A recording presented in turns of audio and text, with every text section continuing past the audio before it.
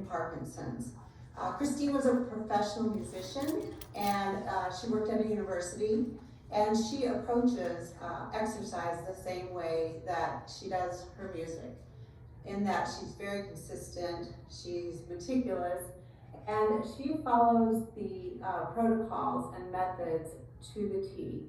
And over 2 years that she's been working with me, she has been told by her neurologist the same thing every 6 months. And that is that her Parkinson's has not progressed. That doesn't happen by accident. It speaks the power of consistency and following the right exercise plan that has been made particularly for Kristine. And one of the reasons Kristine's story surprises people is she's never been an athlete. She's not out running marathons, doing triathlons, or working at some extreme level. She is just simply, I'm trying to get rid of these controls. She is just simply doing her exercise cocktail plan. But after 2 years, she keeps getting this wonderful message that her disease has not progressed. And so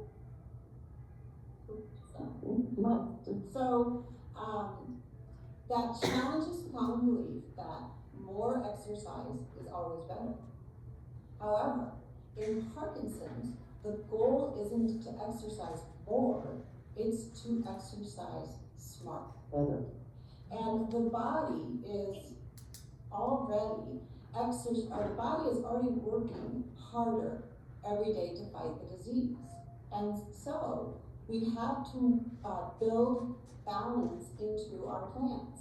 And we want targeted exercise at the right dose, balanced with recovery, so the brain and the body can adapt over time. Now, if someone's goal is to go out and do a marathon or complete a triathlon, that's wonderful. I only say train smart, train safely, and go for it. However, my point is that if you have Parkinson's, you have to have a well-balanced plan that includes more than training for a single event. Because Parkinson's affects multi-systems. No single exercise addresses everything. And the goal is to build a personalized plan that addresses your unique challenges while helping you continue to do the things that you love. So what does exercising smarter actually look like?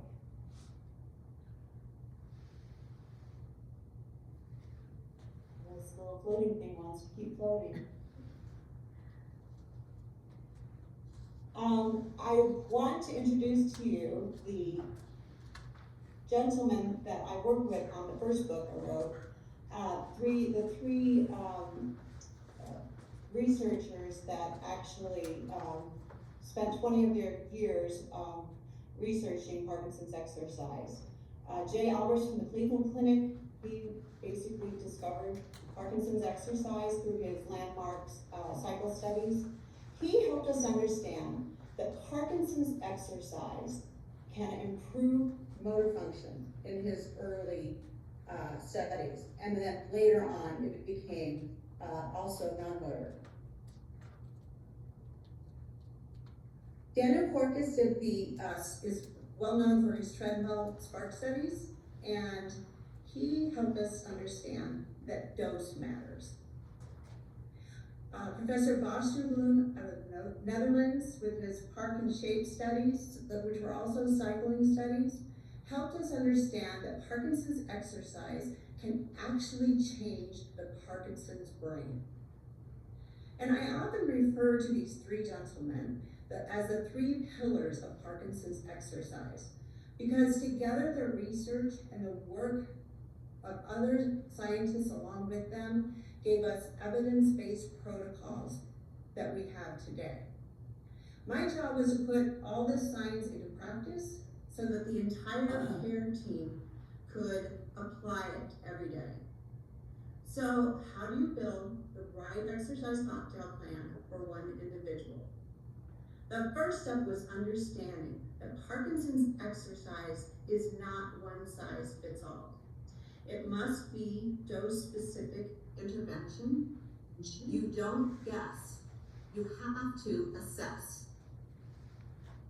So, I should say before this, that these three researchers answered a different question, and together they transformed the Parkinson's exercise from general advice into dose-specific exercise prescription. And that is the most important thing to understand. You each individually have to have your own plan based on you. So I want you to meet Linda now. And Linda, what Linda shows you is what is possible, that it is possible to improve over time. I've worked with Linda for over 6 years. And when Linda first came to me, she had no aerobic base. She had some issues that she was dealing with and had to overcome. And but what Linda did was she did step by step over time. We went from where she started to where she is now. And when you look at where she is now, you're going to see that she's come a long way. So, and the one thing about Linda is that she takes active ownership of her personal plan.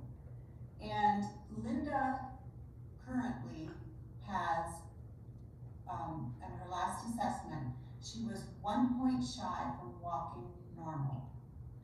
And her new goal is to walk normal. She wants her assessment score to reflect that she is in the normal walking category.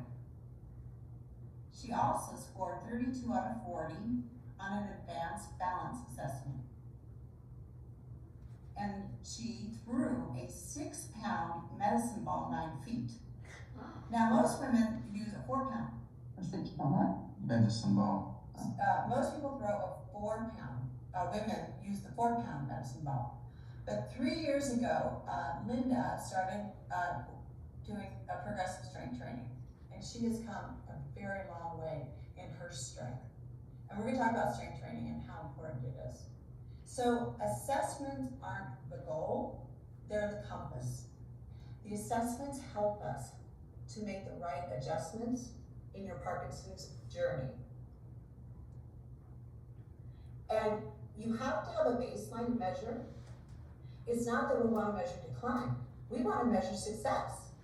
But we can't do it if we don't start with where you are in your Parkinson's journey.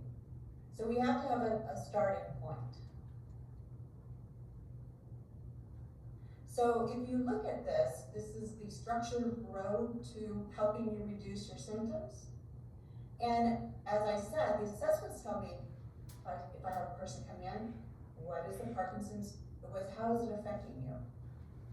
And I look at, in a new guidebook, there are 7 different assessment forms. And I look at your mobility, your gait, your walking, your endurance, balance, all of these things, your strength, upper body, lower body. So we first have to assess and establish what is your baseline. And then together, after we get all this information, then we build your plan, because it's personalized to you. And then we implement. You have to follow the plan for a certain amount of time. And this is where consistency is key. Linda and Kristine do so well because they consistently follow their plan. And then, after that, we have to reassess. I do my reassessments quarterly. Everybody does different assessments differently. And what we do here is we say, okay, are you doing... Go somewhere to do something to be assessed, I guess.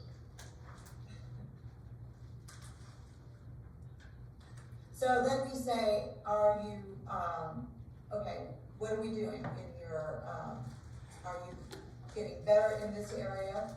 Is something come up that we need to address? So we need to look at how you're doing in each area and make adjustments along the way. You want to catch something right away. You don't want something to go too far down the road without making adjustments to your plan. So here is the PD exercise cocktail plan here. Here's the graphic. You'll see there's 5 levels to it. And I call it a cocktail plan because, like a cocktail, it has many ingredients, but every ingredient has a different purpose. And the goal isn't to find one perfect exercise, it's combining all the right exercises for your symptoms. And there are certain exercises help, like strength training helps with tremor. And so there's finding out what issues you're dealing with and then addressing them through exercise is what we do with the plan. So the goal is then to look at the research and tells us what works. The assessments tell us what you need, and together then we build the cocktail plan. How do you spell strength? STRENGTH.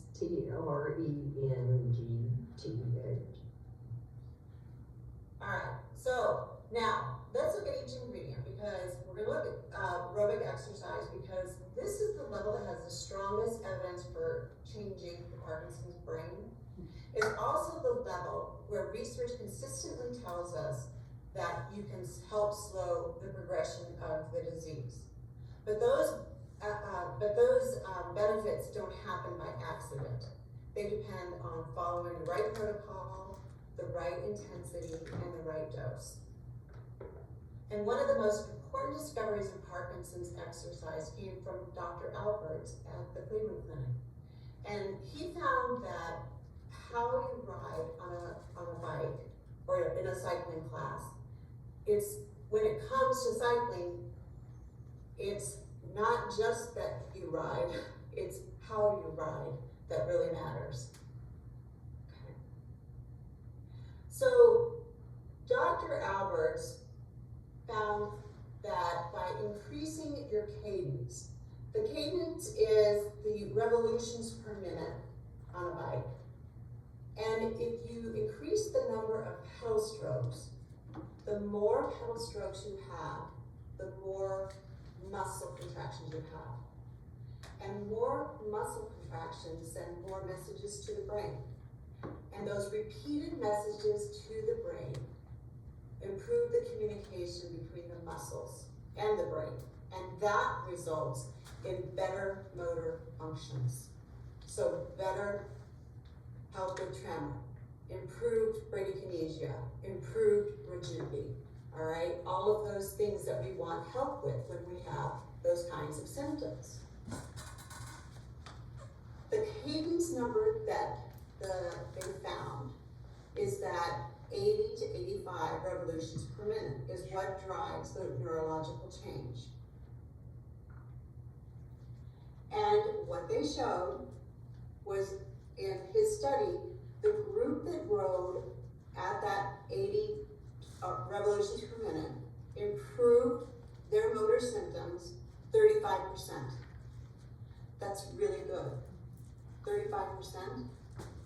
And the group that did not ride at that number improved their Parkinson's symptoms 0%. So that's where we get the metrics for what numbers you need to ride at when you're cycling.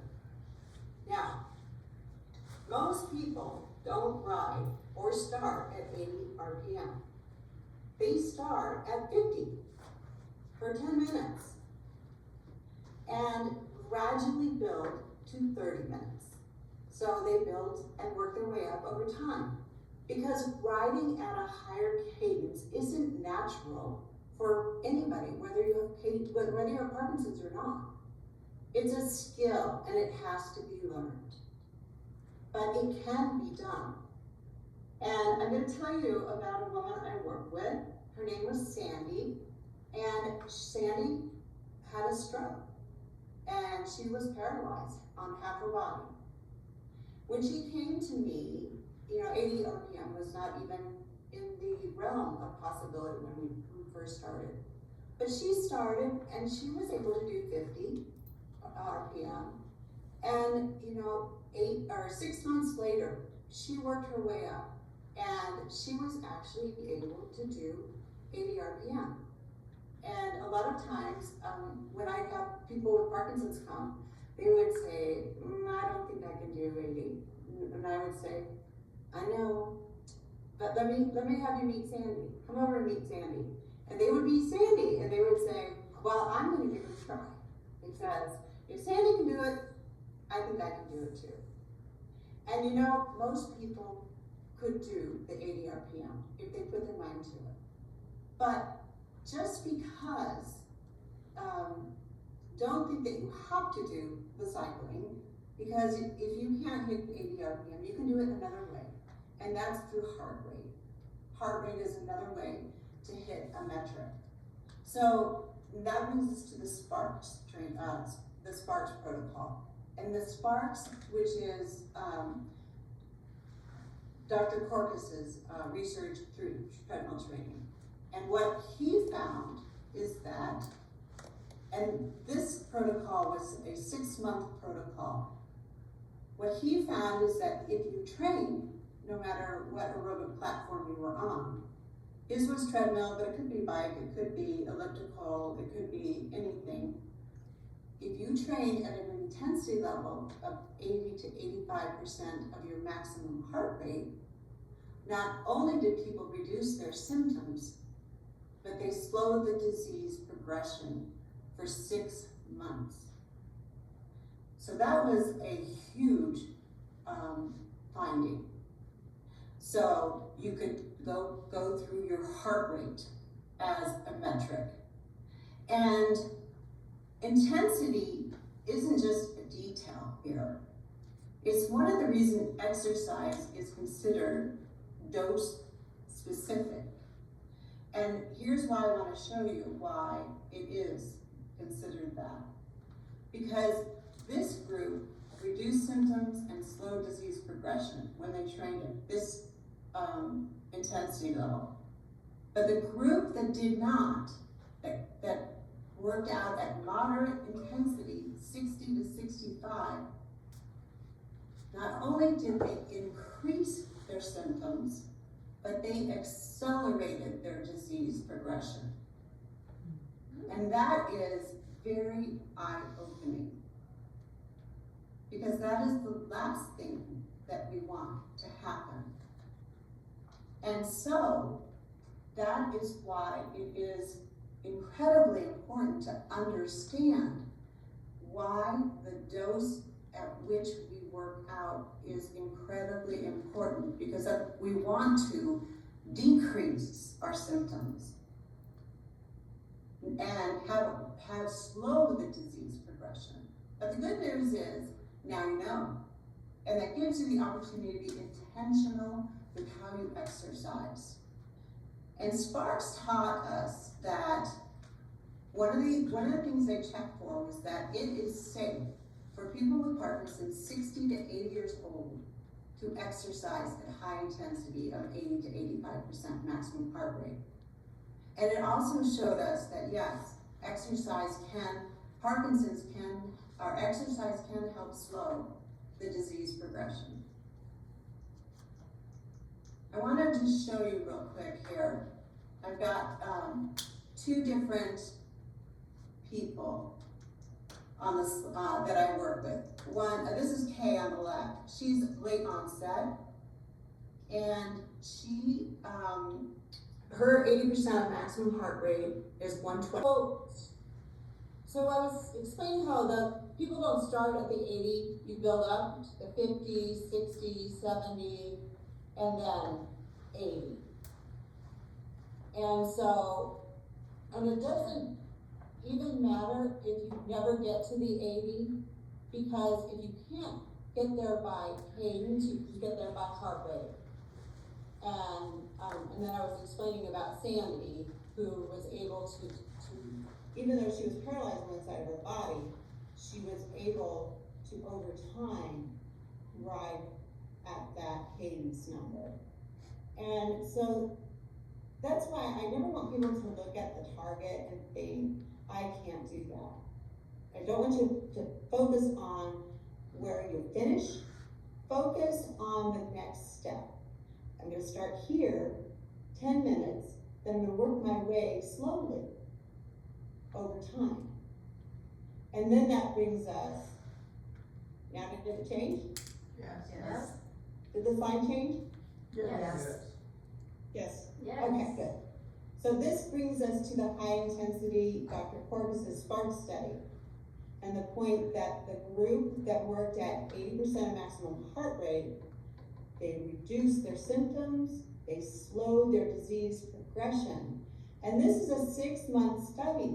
These studies that Jay and Daniel and Boz did are like 6 months. I'm gonna talk about one that's 2 years. Jay's cycle 1 and 2 studies are a year long. These were much, much longer than most studies that are out there. How long? Versus the group that did moderate intensity. How long do you have to rise at that rate?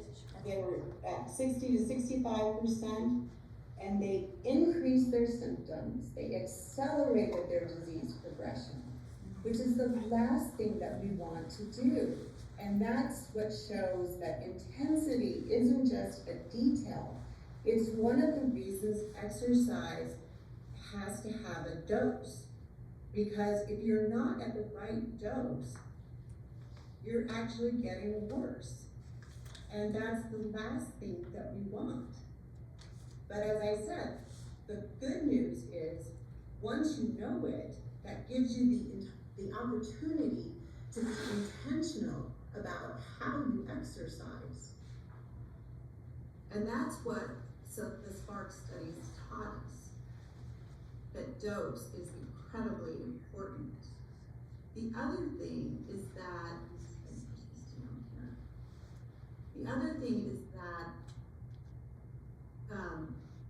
SPARK's research most importantly showed that it is safe for people 60 to 80 to exercise at a higher intensity of 80% of maximum heart rate.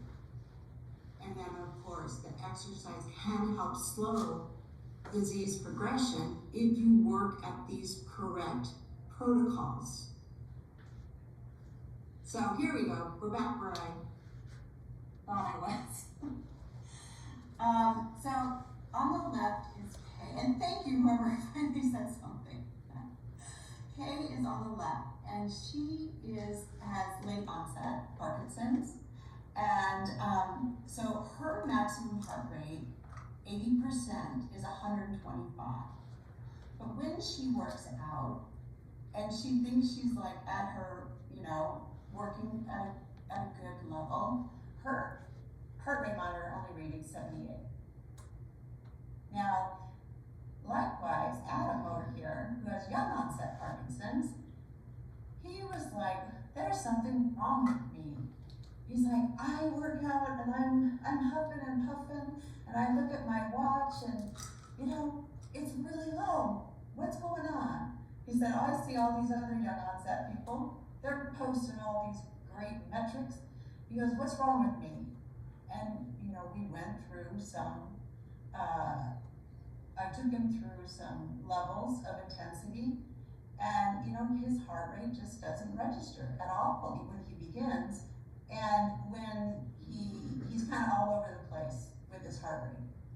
And many people with Parkinson's experience changes in their heart rate response because the disease can affect the autonomic nervous system. And that is why I teach everybody how to use the rate of perceived exertion, or what's called the RPE. A lot of people have what's called blunted heart rate, and it's because of their Parkinson's disease, but they don't even know it. Other people can be affected by if they're on certain medications, but there can be many reasons why your heart rate doesn't work the way it did before you had Parkinson's. So we try to connect heart rate with how the effort feels in the body so that people can learn how to correctly train according to the intensity in the body. Because the heart rate is not always reliable. So RPE gives us a way to dependably monitor exercise intensity. And I'm going to show you this little chart here. If you look, the numbers going down, 1 through 10, are RPE, 1 through 10, and then there's descriptors like 1, it's very light, it doesn't even feel like exercise, and 10 is like maximum effort, you are out of breath and can't even talk. So that's kind of, 1 is the easiest and 10 is the highest. Now, when I tell people 80 to 85% of maximum heart rate, I think what they see in their head most of the time is that, oh, I need to be here. Like, wow, I have to be working really hard. And then if I'm talking to a group of young onset people, I think they feel like they need to push it even harder because, you know, if something's good, more is even better. And I think they want to be like Adam. I gotta be working out like in the red zone. And I always have to tell them to pull back. But in reality, this is where we need to be. Here, in the middle, in the yellow zone. 80% is right here in the middle, all right? You're working, you're breathing hard, you know you're exercising, but you are not in the red zone, all right? We are not down here in the high orange or the red. And the goal obviously is to reach the target, but you're not at exhaustion. And whether you reach the goal through cadence, through heart rate, or both, the goal is the same. We want to create the conditions for brain change. And a lot of times when I first tell people about this 80 to 85% maximum heart rate, I hear the same thing as I do with cadence. I'll never be able to get there. And I kind of let them in on a secret. And that is that it's actually easier if you haven't been working out for a while to get there than it is for someone who's in shape. And think about it this way. If you haven't been working out and you go for a brisk walk, and you start walking just a little harder, all of a sudden you feel like you're breathing hard and you're probably at right here. You're at 6 before you know it. But someone who regularly exercises would have to probably jog a little bit to get to that same place. So that's one of the reasons we do not start people at 80 to 85%. We first build an aerobic base for people to start here, between 1 and 2. 40 to 60% of their maximum heart rate for probably 4 to 6 weeks. And for those of you that don't have access to the wonderful facility like the National Parkinson's Institute, the new guidebook includes step-by-step aerobic progressions, starting with aerobic base building. And it's for like treadmill and cycling and other workouts. And there's also in the book, there's 25 exercise workouts that are based on the research we're talking about today. And I also have a video library that comes with it. So I just want people to kind of understand this, and believe me, this is all very well explained in both of the books. So next I want to talk about Professor Bloom's Part and Shape. The follow-on study to the original cycling study he found was really fascinating, and it's going to, I hope, excite you as much as me, because what it did is it, for the first time, showed neuroplasticity in humans, people with Parkinson's in particular. All the studies up to this point had been in animals, and what they showed, number one, was that there was two groups. There was a cycling group and there was a stretching group. And while some brain shrinkage occurs with normal aging, accelerated brain shrinkage is the hallmark of Parkinson's disease progression. All right? So, in these two groups, when I interviewed Professor Bloom about this study, he said, over time, we normally expect to see some brain shrinkage. And that's exactly what happened to the stretching group. But in the cycling group, for 6 months there was no brain shrinkage. That's like incredible. There was no brain shrinkage in the cycling group. He went on to say that, even more exciting, the movement centers damaged by Parkinson's, the basal ganglia, began forming new connections with the healthy parts of the brain responsible for planning movement. I mean, that's even more incredible. And then he said the brain was reshaping itself in a beneficial way through exercise.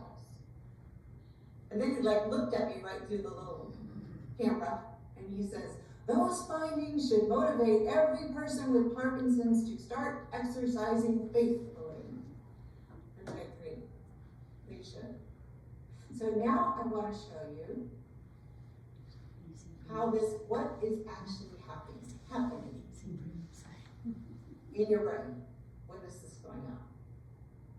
So you are on your little bike or your elliptical or your treadmill, and the muscles start to contract, and they become like little chemical factories, right? See the little muscle going, squeeze, and they release irisin, a hormone, and IGF, which is insulin-like growth factor. And these are two growth messengers. And they stimulate the release of brain-derived neurotrophic factor. You can just call it BDNF. And I like to think of BDNF as miracle grow for the brain, because it helps brain cells survive, it builds new connections, it strengthens existing ones, and it protects neurons.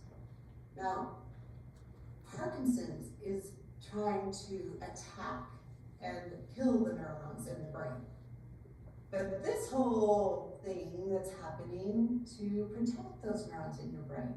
And what we get from this is we get improved memory.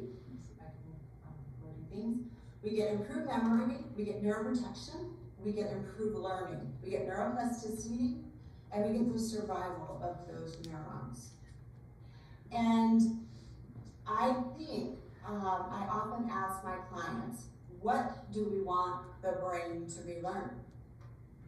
And we want the brain to relearn the things that Parkinson's has taken away. And so, let's see, that leads us right into level 2 of the cocktail plan, which is Parkinson's specific work. And that includes brain work, memory, multitasking, gait movement, voice amplification, large amplitude walking. So anything you do, classes you do, work, one-on-one work you do to improve the things that Parkinson's has taken away. And one of the things I want you to realize is that after aerobic exercise, the brain is primed for change. This is Sandy. Remember I told you about Sandy, who was paralyzed? And she had a massive stroke in her 20s. Her first cycle ride was in her 60s. And for all of that time, she had impaired cognitive. She couldn't do bookwork, she couldn't read, she couldn't really write, so for 40 years. After her first bike ride, she experienced mental clarity for the first time for 4 hours. For her personally, it was 4 hours after a bike ride that she was able to write a book, she could write, she could do cognitive work for 4 hours. After that, she started riding a bike every day because she wanted that 4 hours. 4 hours that she could do those things that she hadn't been able to do for 40 years. And the reason I share Sandy's story is because, you know, aerobic exercise just doesn't prepare the muscles, it prepares the brain. Okay, come on.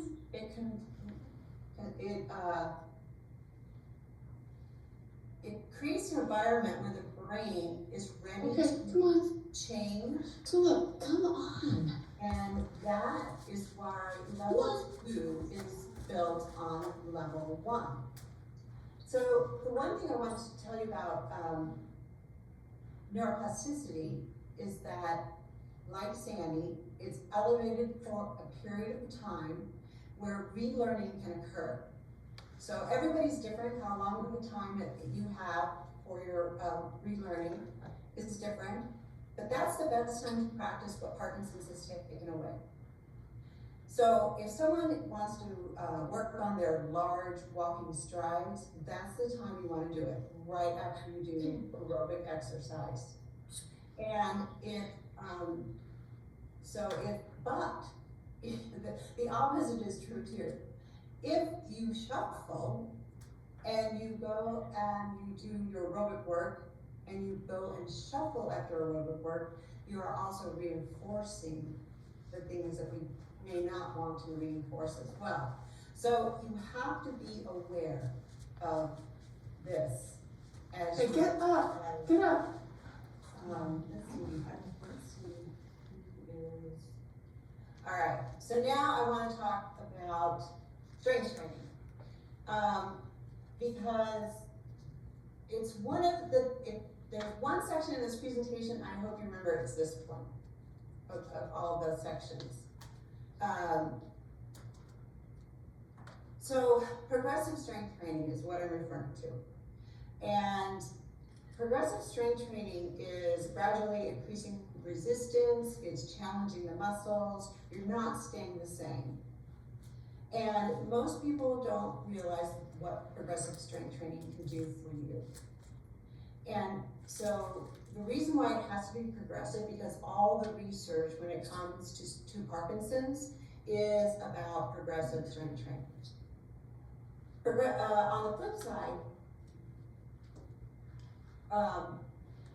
most people don't realize what happens if we don't do strength training as we age. So let me just take you there. If I ask people what happens to, what contributes most to the risk of falls, like if I was in that room and said, raise your hands and tell me what you think, the answer I normally get is balance. But that's actually not the answer. The answer is actually loss of strength. Loss of strength is what contributes most to the risk of falls. Balance is important, but without strength, your balance has nothing to work with. Strength is what helps you catch yourself, gets you out of a chair, gets you up off the floor, helps you climb stairs, and ultimately stay independent. Now let's look at what happens to strength as we age.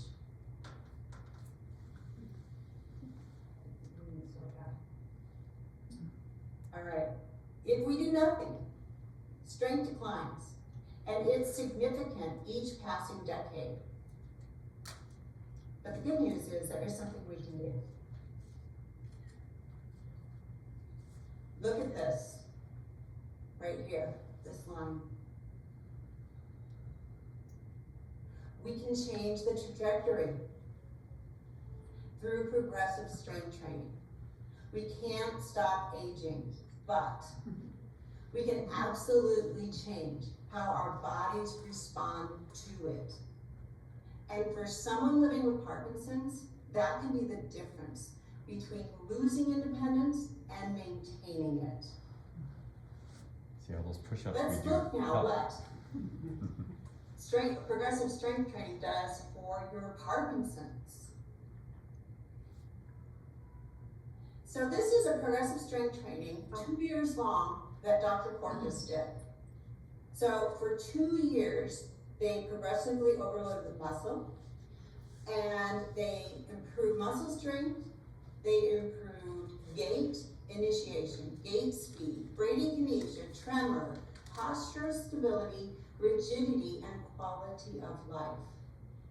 Of the two groups, the group that did progressive overload, progressive strength training, had all of these wonderful results. The group that did non-progressive strength training Just got raised it again, that's mine, they got worse. so I'm just trying to save something. So if you imagine being in a group that worked out for 2 years and got worse, I would not have wanted to be in that group. I think there's a few people that need to mute. Yeah, if you're not muted. That last one looked like it's Sharon or Sharon. So what Dr. Corpus's study showed that strength training can accomplish what you can accomplish after 2 years. That people, number one, people with Parkinson's can stick with it. And I'll tell you why they can, because all of the people I train do strength training, and they stick with it because they get amazing results. And they can do so much more in their life because of it.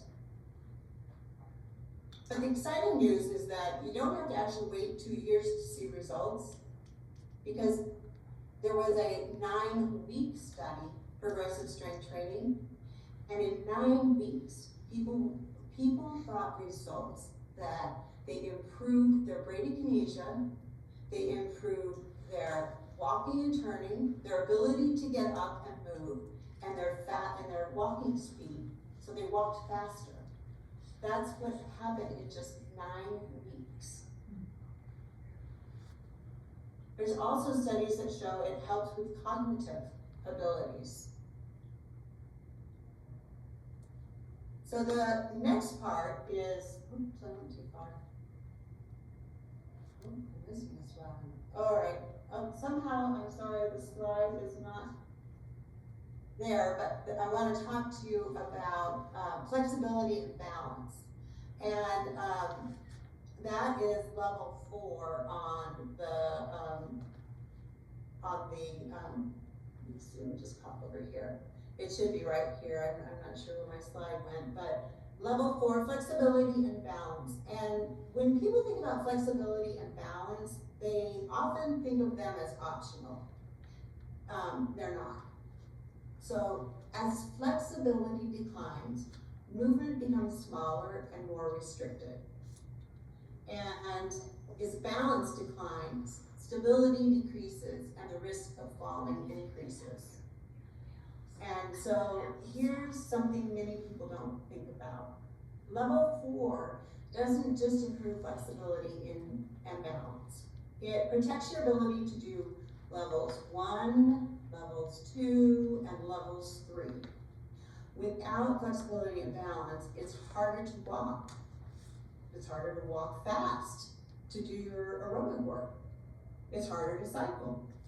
It's harder to strength train. It's harder to do Parkinson-specific work. So level 4 protects everything underneath it. And so it's important that we do level 4, which is why I always say the cocktail plan is about balance. We have to have all the levels in order to succeed.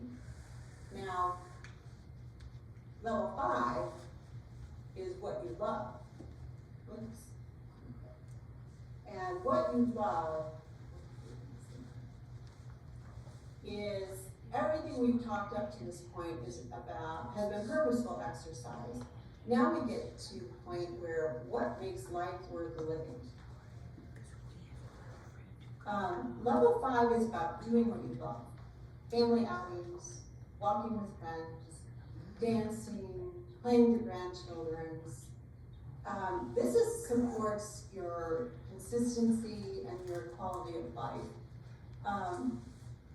The goals of level 1 through 4 isn't to exercise more. It's to help you continue doing level 5 because that's what you love. And I want you to meet Kristine here. Kristine, she came to me probably 2 years ago. But when she first came, she had one of the things she told me was that she was upset because it was going to be the first summer that she wasn't going to be able to play golf. And, or it had been the first summer she hadn't got to play golf, and that was a big thing in her life because she played with her family, her friends, and that was a big social thing for her, and she had done it all her life. And so, she couldn't play because of her balance issue, and she didn't have the strength. She had tremor. The tremor had made her lose significant amount of weight. And so about, oh boy, I want to say 6 to 7 months in of her program, where she was doing strength training and she was doing treadmill training and all of her other parts of her cocktail plan, she came in one day and she just kind of flew across the gym floor, and big smile on her face, which I had never seen ever. And she was so happy. I've never seen her so happy. She said to me, "Guess what?" And I said, "What?" And she said, "You will never guess what I did this weekend." And I said, "Okay, tell me." And she had played golf with her friends and her family, and she was so happy because she had her strength back and she had her balance back, and she was she had improved enough that she could do the thing that she loved. And that is what level 5 is all about. And that is one thing that many people don't understand, is that exercise can give you back the things you love and thought you lost. The things that Parkinson's can take away and that you lost. So the goal isn't simply to exercise. The goal is to help people get back the things that Parkinson's has taken away. For Kristine, it was golf. For someone else, it may be dancing, gardening, traveling, playing with your grandchildren. Your level 5 will be different, but everyone deserves to have one. So, chapter 9 of the new guidebook is a very important chapter because it talks beyond exercise. It's the things you have to, that are essential for being successful with your exercise. And because exercise does not happen in a vacuum. There's so many factors that influence if you're able to exercise consistently. Things like apathy and fatigue and sleep and nutrition and hydration. And this chapter has a lot of good research, stories, and I have an interview with Dr. Bloom, Professor Bloom, on several of these topics. And I also have this wonderful quote from him in this book. And he says, "When I look around the center, I notice those doing their best to manage their PD. It's always the same people who faithfully exercise. Year after year, they keep exercising and they don't change. I think, my God, you're still largely the same. Incredible." And I think that is one of the most powerful observations I've ever heard from a Parkinson's expert. You know, he's been studying Parkinson's for decades, and he's not talking about the fastest people. He's not talking about the strongest people. He's not talking about people with the best genetics. He's talking about the people who constantly show up, the people who keep exercising, the people who keep adjusting, the people who keep moving forward. And that's what the cocktail plan helps us achieve. And I'm gonna show you one little thing that, how I take all of this work and apply it in the real world. Whether you're a person with Parkinson's or a care partner or an exercise professional, you know, I hope that the presentation gave you a better understanding of why Parkinson's exercise is so important. Many people ask me after presentations where they can find the books, and they are on Amazon. Everything we talked about today is in much greater detail in these books. Parkinson's, How to Reduce Symptoms, here on the right, explains the research and science behind why exercise works. And the new guidebook here on the left, it's the one with the exercise workouts based on the research we're talking about today, with the companion video library that goes with it. And if you've already read the books and you found them helpful, I just ask if you would leave a review, an honest review on Amazon. Reviews help other people with Parkinson's and care partners and healthcare professionals discover these evidence-based resources. And there we go. We have questions.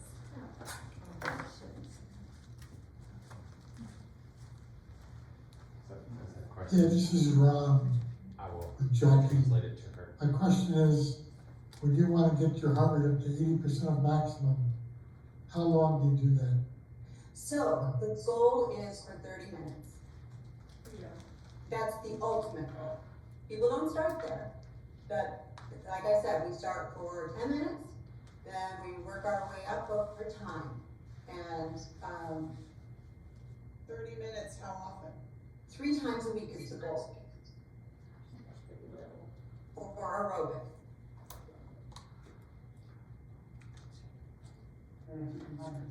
If he wants to also combine strength training into his week, how would you do strength training with cardio?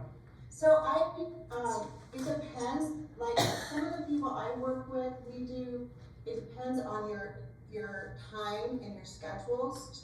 Like some of the people I work with, we do our 30 minutes of cardio, and then we do 30 minutes of strength training after.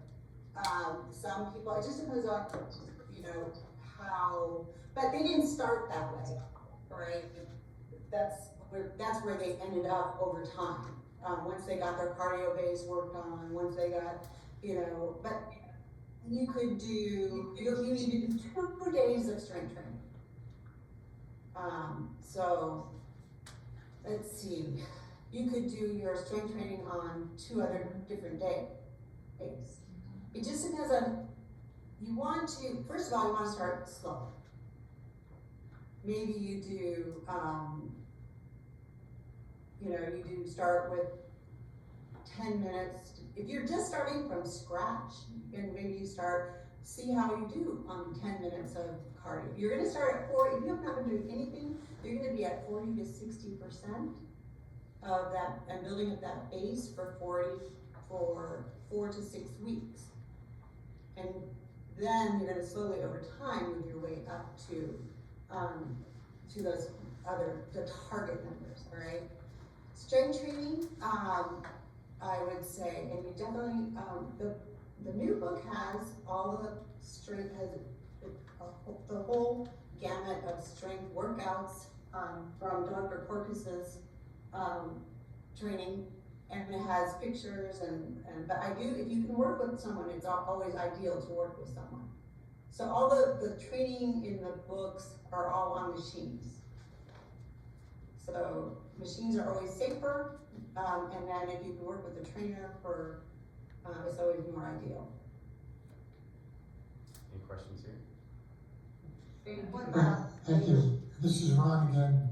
Yeah. When you talked about doing 30 minutes of aerobics cardio, and then 30 minutes of, let's say, weight training or Yeah. lifting. Yeah. When then do you do the relearning that you said, watch out which one you do? So that would depend again. You would want to you would want to, you know, have somebody help you figure out your plan, right? You would want to get your assessments done either by a physical therapist, somebody to help you. You could even just take the book and say, I want these assessments done on me. And then from that plan, you can figure out, this is what I need to do, and then figure out, I'm gonna go from here, this point, and over time, I'm gonna move to the, you know, this. So say you need to work on voice activation, all right? And you could, voice activation, you can do online. You can do classes online on your computer. And maybe you do that 1 day a week, or whatever, you know, you just determine you need. And maybe you have rigidity, or, you know, you just have to figure out what do I need, what are the things I need to be doing. So are there classes nearby that do, you know, stretching, and stretching you can do on your own too. You could be doing classes that you watch online that do stretching and work on mobility and things like that. So it just depends on number one, where do I live? What do I have available to me? It's the figuring out of what are my symptoms? What do I need to address? And then how do I address them? And that's why it's good to have somebody that can go through, after you get assessed, to figure out, now, how do I go through this and what is my plan of attack? Does that make sense? But you always want to start small and move your way. And we had a We had a question here in person. in person. Yep. What about individuals over the age of 80? Over the age of 80? Well, that's a good question. I work with people over the age of 80 I think everything, this is why it's an individual plan. It depends on the person. I work with very fit people over 80, and they can do just as much as my people who are, you know, so it depends on the person and how fit they are and what they are able to do.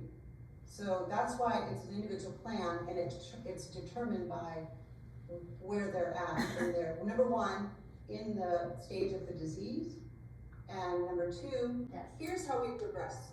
One thing, and I go into this in a lot more detail in the book, but you should always, if you are already at and I'm able to hit 80 RPM, then we start adding resistance, because resistance then starts getting your heart rate. So the one thing that is great is in the guidebook, the guidebook has a passcode to the videos online. If you know someone who lives in Timbuktu that has access to nothing, they should get this, because they can actually start I start people from the aerobic base, riding, or they can do the treadmill, and they can work out with me. And I start them from like, here, we're gonna start for 10 minutes, and we do the, you know, here's the base building from, you know, and we start from scratch, and then we build all the way up to intermediate, and then to more advanced. So if you know people that do not have access to anything, it's a great resource for people. And you can even watch to see how those kinds of classes are led. And there's boxing there, and there's circuit workouts, there's all kinds of workouts in there. If you're just curious to see how science-based classes are led this way. And then also our dance. And then also our dance class with our dance instructor who is here in attendance. Nice. So no other questions? No other questions here? Well, thank you, Kristine. Well, thank you, Kristine.